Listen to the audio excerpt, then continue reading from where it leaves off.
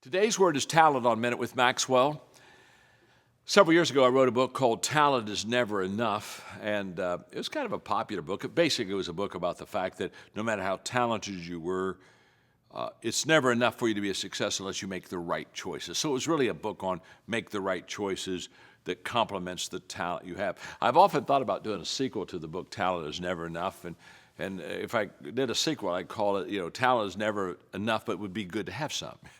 Because I watch some people and they say, wow, talent isn't everything, but it sure is something. It's going to help you get somewhere. And I want to talk to you about talent and the fact of two things.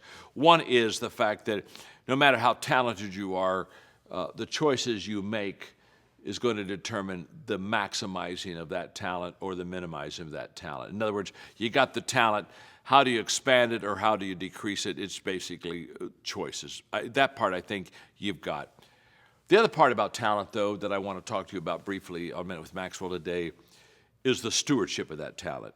When you and I have a wonderful gift and again an opportunity, we're responsible to maximize that. So the good news is if you have a good talent, you have a good strength, you have a good gift, it's a wonderful thing to have. The bad news is, I guess it could be called bad news, is now you're accountable for that. You're responsible for that.